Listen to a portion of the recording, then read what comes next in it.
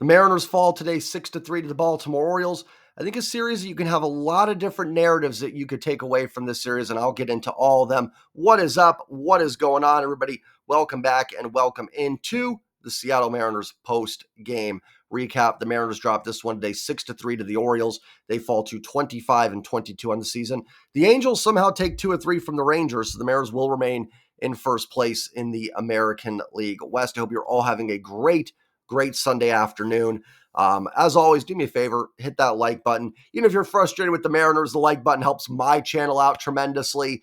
And if you're new here, just lurking, go ahead and hit subscribe. Again, 2 free, easy ways to support the channel. The room is starting to come together. This is far from the finished product.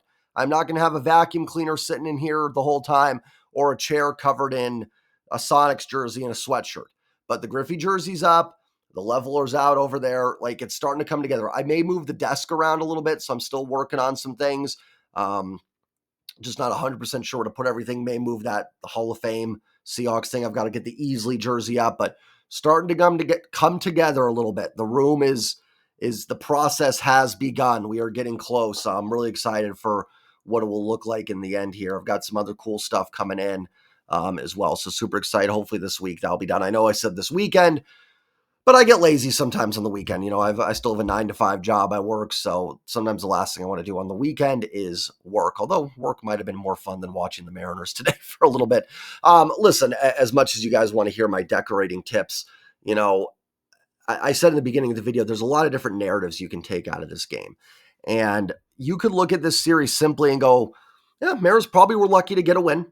Baltimore looked like the better team. The Mariners got a W. Not the end of the world, you know, tough road trip here.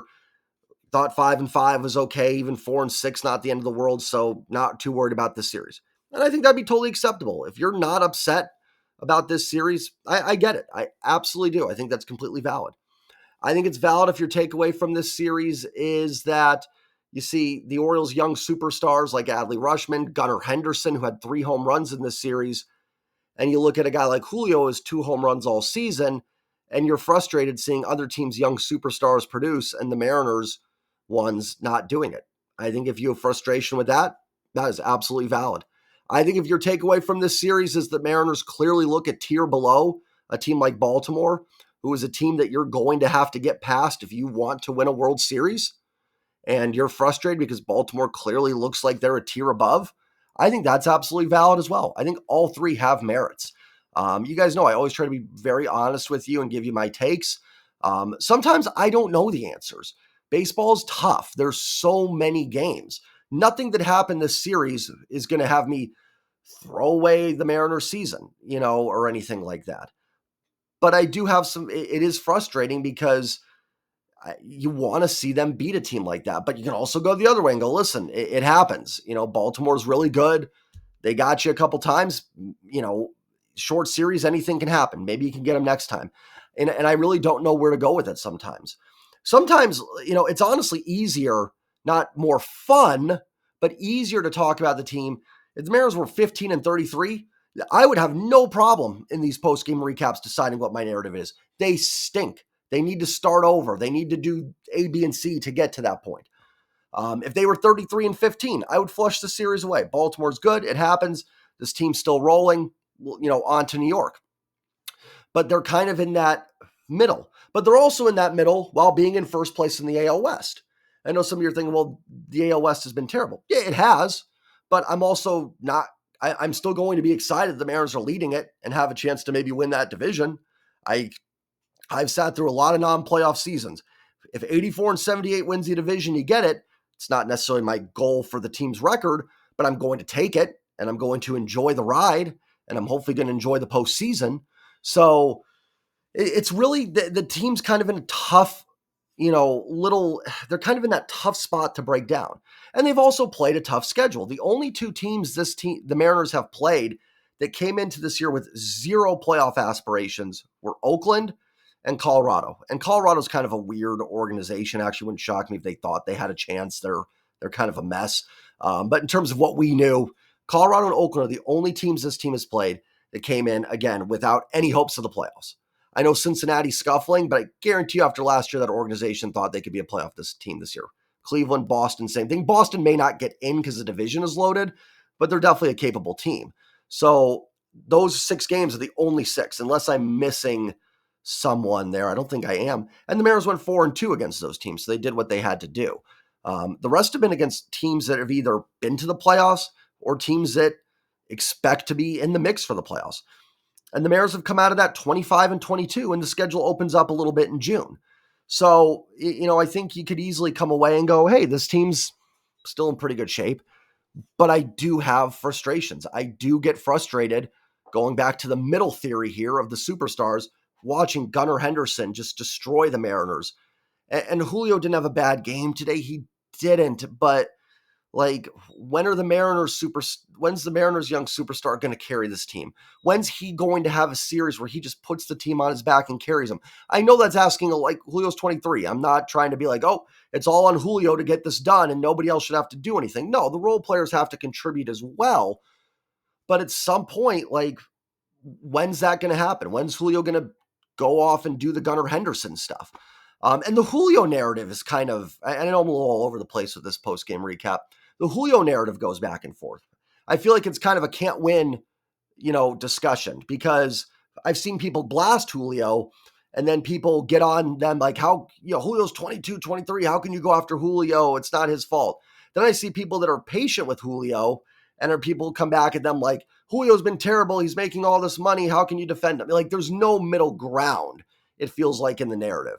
And I'm trying to present that middle ground. It is okay to be frustrated with Julio Rodriguez. And again, didn't even have a bad game today or even a terrible series, I don't think. But it is absolutely okay to be frustrated at Julio.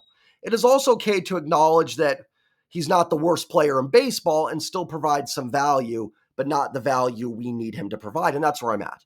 That's where I'm at Julio. I said it yesterday. If Julio did this the rest of the year, runs a 655 OPS with the defense he runs, there is value in a player like that. But it's the type of player you sign to a 1-year, $3 million deal. You know what I mean? And is batting 9th in your lineup. It's not what you want a superstar, young potential superstar player to be. So it like I said, it makes that narrative tough because I don't think he's worthless. I don't even think he should be benched outside of maybe like a game to give him a day off here and there. I don't think your alternatives are better. But he also has to be better. He has to play better baseball. I'm not trying to turn this all into Julio. George Kirby was not great today. Mitch Garver's still been bad. It's not just Julio. But sometimes the superstars have to step up. Sometimes your best players have to step up and be the guy that carries the team. This is just an example, and I don't even know where I'm really going with the narrative of it, but do you guys remember the Seahawks-Packers playoff game a couple years ago where Seattle was down big, came back, and Malik Turner dropped that pass? Remember that one in the fourth quarter? And I don't know who else could have stepped up necessarily, but like Malik Turner's your 6th wide receiver. I can't be mad at my 6th wide receiver. I can be mad, but I'm not going to go on rants about how, it'd be like going off on Sebi Zavala. Like, Sebi Zavala's a backup catcher that's got 25 at-bats so far. Yes, you could use an upgrade there, but that's Sebi Zavala. I need the best players to step up. I need the DK Metcalfs to make the contested catches. I need my quarterback to make the big throws. I need Julio Rodriguez to get the big hits. I need Cal Raleigh to get the big hits, and he has been getting it. But I need Jorge Polanco healthy and getting the big hits. That's what I need. That's what we need. That's what this team needs. And they're hanging in there. They're 25-22. The record's fine. I don't really have an issue with the record, but seeing Baltimore makes it frustrating because you see all this great young talent succeeding. And Julio's had a ton of success in his 2 years. So has Cal Raleigh. Like, I'm not saying that they haven't, but if this team wants to go, and we want them to be Baltimore, we want them to be a team like that, maybe with a little bit better pitching and a little less offense, but in that same mold, then Julio's got to be a superstar. He has to be. George Kirby has to be better than what he was today. And really this season where he's been very inconsistent. You have to get better performances from that. Otherwise, you're kind of looking at what you're seeing from this team. The Mariners are a good team. They are. And you can yell at me for that. This is a good baseball team. And I said in a video a while back, but what is the level of good? Good can be very broad. And are they on, let's say this is just okay good and this is great good over here. Where are they in this spectrum? Baltimore's over here. They're in the, or whichever, the amazing good. I don't know which way I moved my hands the first time. Where are the Mariners on that spectrum? And I don't really know yet. I think they can be really, really good. I absolutely do. I mean, they're 25 and 22 without some of their best players really performing. They can get going. I do think the sky is the limit. But I can't just keep telling you guys like, hey, they're going to be fine. Do I think they will? I still do. I still do. There's 115 games left. I still think these guys are going to be fine. But how often can you guys just listen to me saying that? Eventually, it's just like, Jay, listen, not me. I'm not out there on the field or anything or coaching any of these guys. But like, eventually, it has to happen. It has to happen. Like, I kind of stopped talking about Ty Francis' Savant page, which actually ironically has gotten more blue over the last few weeks, because eventually it has to lead to numbers. That doesn't mean we can't look at those things. Me and Mariners Sir are going to do a video tonight up tomorrow where we're really going to dive into the player profiles of everybody and dive into some of the deeper statistics. We should do that stuff because there are underlying things that are there that may show guys are going to come out of it. But it has to lead to results. It has to lead to these guys producing. And do I care what the underlying numbers say? 100%. 100% they matter. But when it's all said and done and the dust settles and who holds the World Series trophy isn't who has the best Savant pages. It's who produces it the best. And these guys are going to have to start producing. Does this, like I said, I'm going back and forth between all three narratives that I mentioned here. Talked about the middle one, superstars need to produce. Talked about the last one where Baltimore just looks better than the Mariners. I would have a very hard time right now, and I'm just being honest. It's not you guys know I'm as optimistic as it gets. I still think this team can win a World Series.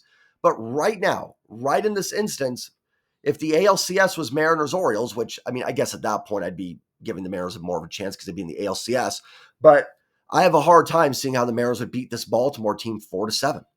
I just have a hard time seeing it. Maybe that's just because they lost 2 out of 3. Things can change. I wouldn't have predicted Texas to beat Baltimore last year, and they did. Baseball's weird. But I have a hard time seeing it right now. Now, there's time to get that changed. There is time to change that narrative.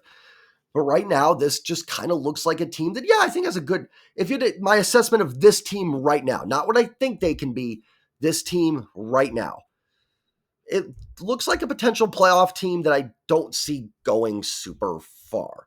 And that's certainly better than sitting through the 2010 and 2018, but we want to see them make that next step. We want to see that, and I have to hold myself on that too. Not anything to do with the team, but I said after the Astros playoff game in 2022 that season was so much fun, but now you've got to take the next step, and they haven't yet. Maybe underlying numbers show they will, and I still think they can, and I still think they will, but they haven't shown it. I can think that a student in a class is capable of A's, right? I'm not a teacher, but like if you are, you can see it. But if they're getting D's and F's, you have to judge them on the D's and the F's. I wouldn't give this team a D or an F. Again, they're in first place. And again, it's what makes it tough, right? It's what makes the discussion a tough one, because I see people on Twitter going like, I've seen season's over tweets. Now, I know that's the extreme, but like, I can't say that. They're in first place. If the season ended tomorrow, they're in the postseason. I mean, that's a good thing. That's something to be excited about. That's why I go back to what I said earlier. Like, trust me, I'd have a lot easier time. Honestly, it'd be frustrating, but it'd be easier to talk about the Colorado Rockies if I was doing a Rockies channel. It would be easy because I'd be done. I'd be like, we need wholesale changes from top to bottom. Now, I think the Mariners need some changes in ownership and everything like that, but that's just something that we, it's just not going to happen. So, I can't get into that too much, but like, the team is in first. They are a potential playoff team. They are, they get hot and win 6 out of 8 or something here, and they're 31-24, and we're feeling really good about where they're at. So, and again, if the team was, my wife and her family, they're Phillies fans, I'd have a blast talking about the Phillies right now. 34-14, be easy. This team's amazing. Everything's clicking. Can they keep the success in the playoffs? Would be all my points. The Mariners are kind of in that tier where it's tough, because I do see signs of a great baseball team, but man, I see signs of just a maddening baseball team that just makes me like, throw my hats and pull my hair out sometimes. Anyways, that's my little rant here. Let's dive into the box score a little bit as I pull it up here. George Kirby, 6 innings, 9 hits, 5 runs, 5 earned, no walks, 3 Ks, 2 home runs. Kirby not very good today, obviously. 5 earned runs, 6 innings. Not a great start. And it started out bad from the beginning. Gunnar Henderson hits the home run. Ends up giving another run up when, I thought Urias should have made the play at first instead of trying to get the out at second. Then Kowser gets an infield hit, leads to a run. So maybe a little bit of bad luck there. But in between there, I think it was, forgot who it was. Westberg or someone had a line drive base hit, in there. So you're 2-0. Rhino Hearn gets a home run off of you, and it ends up being, giving up 5 runs. Who else got a home run? It was O'Hearn. I forgot where the other one. Oh, 6. No, 6 was foul. Kirby gave up 5 runs. Sorry. Went on the rant earlier and forgot. Again, I'll give Kirby credit for battling through 6 innings. When you're playing 17 games in 17 days, that matters. You save the big arms in the bullpen for the Yankees series, which is key.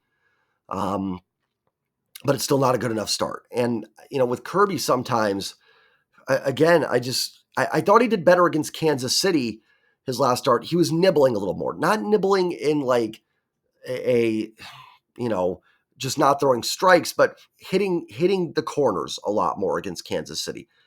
Today, I thought he was way too much in the strike zone again. And just this Orioles team can punish fastballs, and they did it against George Kirby. So yesterday, Luis Castillo had some success. What did I say? 4 walks, 2 Ks is not a great start. But Castillo stayed away from the power alley of this lineup. He didn't allow them to get center cut fastballs and drive him out of the game. He was willing to put a guy on base for giving up a big hit. George Kirby is not willing to do that. And listen, it's part of what makes George Kirby great. He doesn't walk anybody. That's a great skill that George Kirby has, and it's part of what's made him an extremely successful starting pitcher in this league. But we've seen it a few times. We saw it a few times last year, and we've seen it a few times this year where it's just too many pitches in the zone, and it leads to a lot of inconsistencies. Kirby's fine. I mean, overall, again, totally fine. But there's been, there's been just a lot of up and down starts from George Kirby where he looks dominant, and then you see this, and it just happens in a flash. And I think it's because he's so in the strike zone. Now, again, I'm not a pitcher. I'm not a pitching coach. And again, I'm not trying to tell Kirby to walk more guys. Part of what makes Kirby so great is that pinpoint command and control. But sometimes I think he's just a little bit too much around the zone. And I think you see the difference with him and Castillo last night. Castillo, again, I thought nibbled a little bit more, but in a good way. Against the White Sox, should you be nibbling as much? Probably not. But against Baltimore, it may be a little beneficial. It may be an outing where, listen, I'd rather walk Gunnar Henderson than give up the home run. Now I talked about that with Munoz last night, different scenario. You're 1 out away from a win. With Kirby, you're starting the game off. So, I did not think Kirby was good. Again, I'll give him credit for battling through 6 and saving the bullpen. That could pay a huge dividend for the Mariners in New York. But as far as today goes, not good enough. Nice inning of work for Austin Voth. Actually struck out Gunnar Henderson. Through more breaking stuff, was able to get the Orioles out.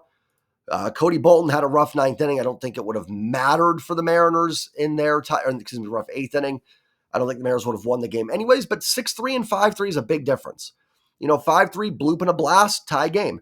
6-3, now you need an extra base runner. I don't know. It just, to me, it feels like a lot larger deficit. And again, more likely the Mariners lose that game anyways. But I'm still kind of miffed, and I don't think it's going to be a big thing long term. But I was still a little miffed that they DFA'd Tyson Miller and just didn't option Cody Bolton. I don't think Bolton's terrible. There's some decent stuff in there.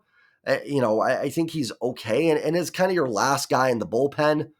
Whatever, totally fine.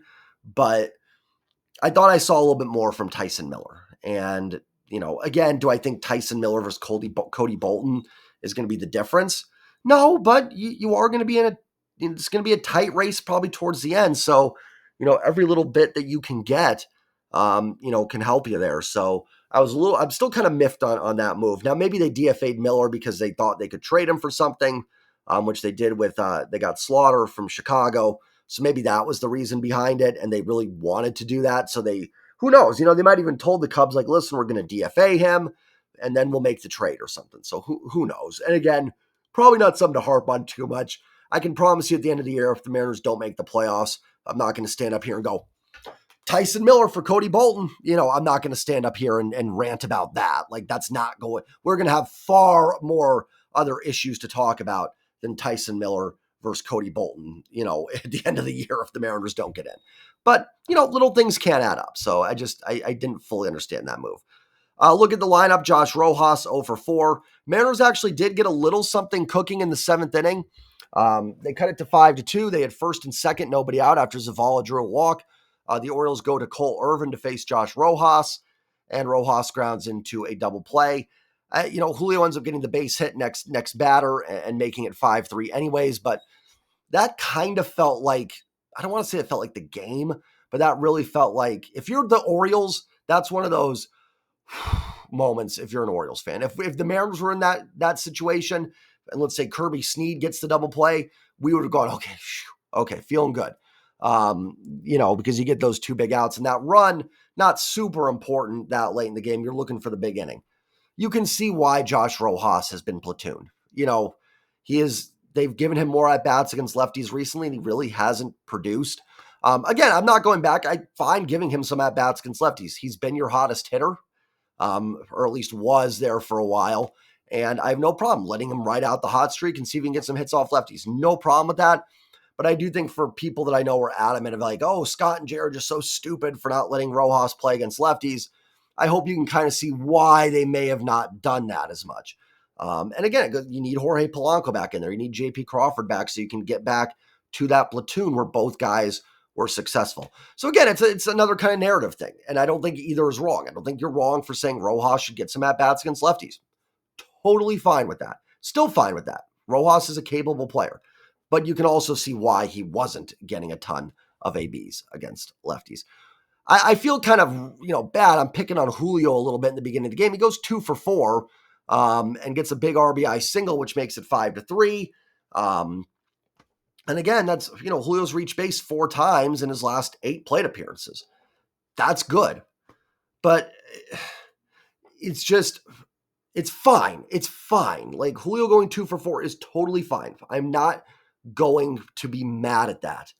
But my gosh, can we see like a superstar player, what's supposed to be carry the team to a W? Can we see Julio just do what we saw Gunnar Henderson do this weekend? And I shouldn't compare it. That's not a good narrative to go with, because you're always going to be kind of heartbroken when you do that. It's like comparing, ex-girlfriends together, ex-boyfriends or whatever. It's just, you're going to give yourself a lot of headache and heartache if you do that. Gunnar Henderson's great. He's Gunnar Henderson. Julio Rodriguez just needs to be Julio Rodriguez. But it's just like, come on. Like the first at bat, he strikes out on 4 pitches against Corbin Burns. They were all balls. And it's just, I want to see him, driving the baseball a little bit more. Again, 2 for 4 is fine. I've seen people joking that, he's kind of been Ichiro light or Ichiro-ish this year, and he really hasn't. Like, if Julio's Ichiro, then he's going to hit 330. If Julio wants to hit 330, 340 with 9 home runs on the year and give you Ichiro's defense, which he gives great defense and great base running ability, which he's capable of. He's had some gaffes on the base pass, but it's capable of. Then that's fine. Like, that's totally fine. But he's not even really doing that. I think even Ichiro provided a little bit more extra base pop. I can say this, like Julio's OPS is 655. Ichiro, even in maybe some of his lesser years, was still running 780, 790, 800 OPSs. So that's not where Julio's at. He's not doing Ichiro light. He's doing more, Jason Tyner, Reggie Willits, these Ben Revere, if those names mean anything to you guys. But just, it's pretty much an empty batting average right now. And I'd rather have Julio, he's hitting 274. I'd rather have him hitting 274 than 232. So again, I'm not mad that he got a couple singles, so that's solid. But where is that 4 for 5 game with 2 home runs and a double? Where is it? I know we had it last Sunday against the A's. I know. And it's a tough one for me. It's a tough narrative because I'm not fully I'm done with Julio, and I'm not fully in he's totally fine. I'm in the middle somewhere where, like, he hasn't been the worst player in baseball or anything like that, but they need him to be better. And it just, listen, bottom line, you know what? Going back and forth, I'm going to stop it. If the Mariners want to win the World Series, Julio Rodriguez can't run a 655 OPS. Boom, done. That's it. That's it. That's all it is. Cal Raleigh 1-for-4 as a DH. His base hit was that little blooper that fell in later in the game. Had a nice at-bat early against Corbin Burns to get the pitch count up a little bit. Luke Raley, nice day, 3-for-4, and he was robbed of his 4th hit by Colton Cowser. My gosh, I'm done playing the Orioles. Bring on the Yankees. I know the Yankees have a better record. Anybody but the Orioles. Nice game for Luke Raley. Haniger was 1-for-4. Thought Haniger had a tough at-bat. I forgot. I think it might have been in the 6th. Luke Raley led off. Haniger was ahead 2-0 in the count and swung at a cutter from Burns that wasn't even close and ended up flying out in the at-bat. Might have walked in that instance, and maybe you get something cooking that inning, then not running the 7th ties it. Who knows? So Mitch did have a double, which was great, but still, not an amazing game overall. Canzone 0-for-3. Ty 0-for-1 in the pinch hit. Dylan Moore 0-for-2, but does draw 2 walks. Nice game for Luis Urias. A double, which scored the run, drove in both runs today. The double that made it 5-2, and the base hit that made it 2-1 in the first inning. So nice game for Urias, 2-for-4. Zavala 0-for-2 with the walk. Listen, despite all the frustration, Zavala this close to a 3-run home run in the second inning, which may have completely changed the complexion of this game. It would have been out in, I think, 3 ballparks and had an .850 expected batting average. So a little bit unlucky there for our man Sebi Zavala. Curious how that game might have played out if Zavala goes deep in that at-bat. So, not a great game for Zavala or anything, but does draw a walk that looked like it would possibly lead to a big inning. And then Mitch Garver strikes out a pinch hit. Every time a guy looks like they're coming on for this team, they just take a step back.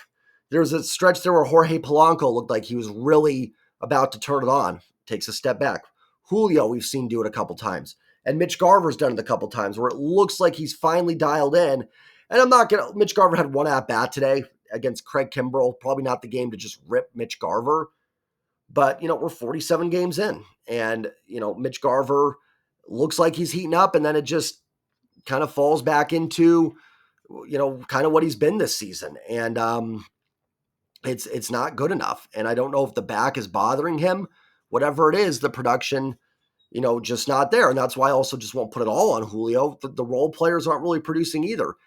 It's kind of funny. The team's played much better ball. They had a great stretch of starting pitching, and the offense has been better. It has been better. But you're still just not getting enough production from your superstar and from a lot of your role players. The only guys really stepping up this year, Josh Rojas is giving you good production. He's cooled off a little bit, but I can't complain. Luke Raley's hot. That's good. But Ty France hasn't stepped up. Mitch Garver hasn't stepped up. Mitch Haniger hasn't stepped up. Canzone hasn't been healthy enough to really play much. Someone in that group, I don't know if I said Polanco, someone in that group has got to step up for this team. Because otherwise what you're going to get is you're going to get a lot of the same. It may lead to some more wins because you're playing worse teams and you may get some W's there.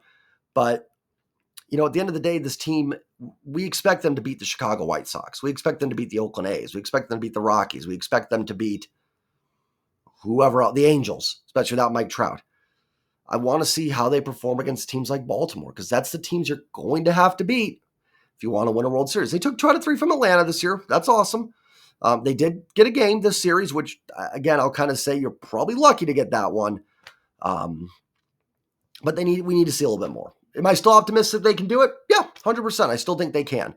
But, we'll see. And some of this frustration is even from yesterday. They ended up winning, so I couldn't get too frustrated with it. But I did have some yesterday, and then they pulled out the win. And I'm kind of like, well, they got the dub.